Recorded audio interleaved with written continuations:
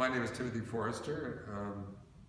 I live in Eugene, Oregon, and do metal sculpture as kind of a sideline. I wanted to become a full-time sculptor in the 60s, but we had a big diversion economically in the early 70s, and so the first thing that people stop buying is art, usually when there's an economic problem in our culture. But this was in 1968. I was contacted by one of the board members of this church, this congregation, had heard that I was interested in working with stainless steel and baptismal fonts.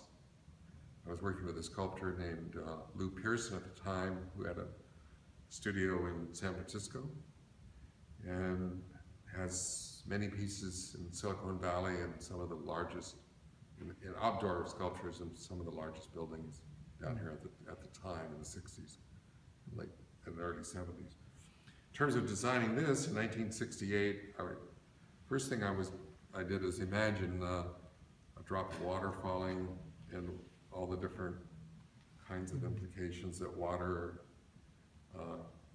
can produce visually as it comes down and splashes. And I thought of that, and I thought of a dove, and started drawing. I'm not a very good artist in terms of drawing, but I like to make things three-dimensional form. So what I did first is I took some, when you make an armature, what's called an armature, that's the basic mold, you might say, of the piece. And I welded some steel rod together, stainless steel rods, and got the basic outline of these two areas here, and then started welding pieces of 3/16 300 series stainless steel, which this is what this is. It's good for polishing and welding and a lot of different applications. And then I kind of reached a little bit of a roadblock in going forth with the welding process. So I finished it in a resin, the whole thing as you see it now, and then took it over to a foundry in Oakland, and they cast it for me as you see this shape. And then it comes out of the casting in a very rough form. The outline is perfect, but the surface itself is rough. So that requires the finishing it, highly polished on the outside, and then kind of a buff on the interior section here. That was in 1968, and another artist that was doing the altar and some other furniture, the chairs and so on, made the base for it of rosewood, which is the same wood as the altar. And his name is Ed Stiles. He's a fantastic wood artist who's made all kinds of things in the late 50s, 60s, and 70s, and is now retired. So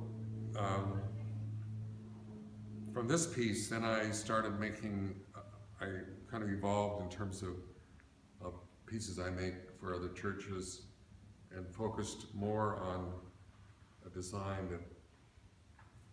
that I have for my wedding ring that looks like this to start with, and then I add other aspects to it.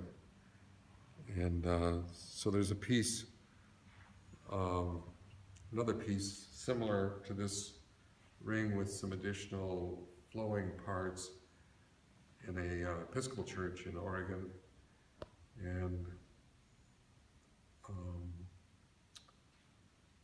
I was very proud of this because at the time I was working under the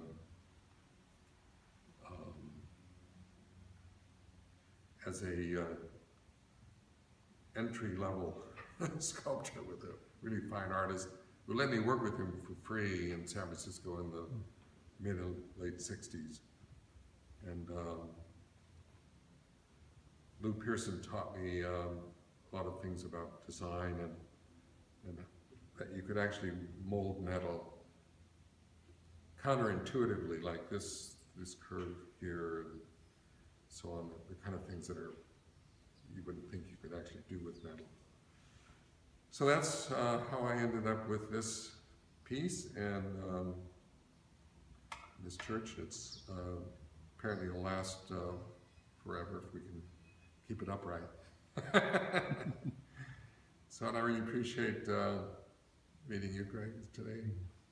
And you must have studied in a Lutheran seminary. Well, maybe you didn't. Maybe you studied